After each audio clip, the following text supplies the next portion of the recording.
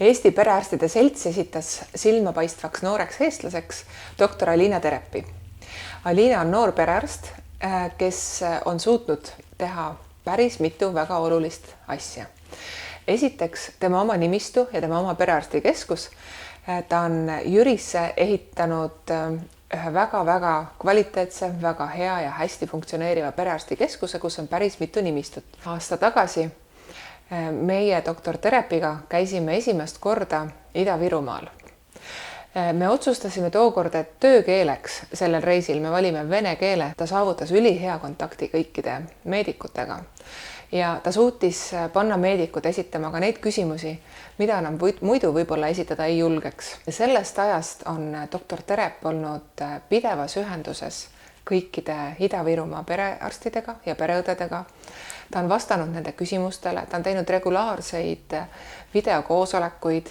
Doktor Terep on andnud väga suure panuse sellesse, et kogu Ida-Virumaa patsiendid oleksid hästi ravitud ja hästi hoitud ja nüüd ka hästi vaktsineeritud.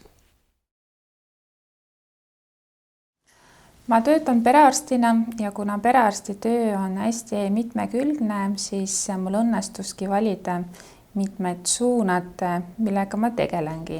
Et lisaks klassikalise perearsti tööle ehk siis patsientide vastuvõttu töötan ma Eesti Perearstide Seltsi koroona juhtrühmas ja minu tööks on siis vene keelt kõnelevate perearstide, pereõdede nõustamine ja nende toetamine ja samuti tegelen veidi ka venekeelse kommunikatsiooniga ehk siis püüan selgitusi tuua antud olukorras ka vene keelt kõnelevatele patsientidele üle Eesti. Perearst ma olen aastast 2016 ja samast aastast ma olen ka Jüri Tervisekeskuse osaühingu juhataja ja sealt poolt läheb ka minu teine see kõrvaltee. Seni suurim õpetund minu jaoks on alati saab teha rohkem. Et see on minu sihuke elukogemus.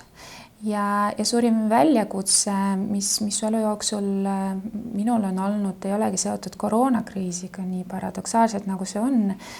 See oli pigem seotud minu peremeditsiini tööga ehk siis Jüri Tervisekeskuse kolimine uute majja ja siis tervisekeskuse staatuse nagu rahastuse mudeli saamine. Et see on see kõige suurem töö ja kõige suurem väljakutse, mis seni on minuga toimunud. See oli pikaajaline protsess, mis võstis circa aasta aega ja küsimused olid väga erinevad alates vallavalitsuse rääkimistega lõpetades uue arsti otsimisega, et väga erinevad organisatoorsed, kohati väga huvitavad ja närvisöövad küsimused. Minu suurim eesmärk või suurem unistus on see sama, mis tõenäoliselt teilgi.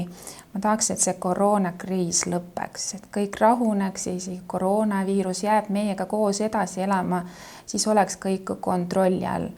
See ei sõltu nii palju minust, seetõttu on mul ka sihuke väiksem ja rohkem käega katsutav unistus.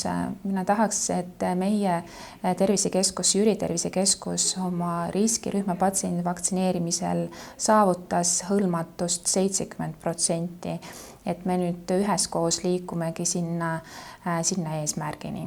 Väga selget õnnevalemit mul muidugi ei ole, nagu teistelgi, aga ma sain aru, mis mind õnnelikuks teeb.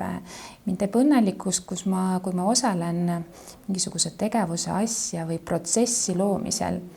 Ja mind kõvasti motiveerib asjaolu, kui ma saaks neid tulemusi, seda mingisugust, olgu see ravijuhend või organiseeritud töö, vastuvõtu, graafik, nii imelikult ja väiksed asjad, aga see tulemus peaks minule käega katsutav olema.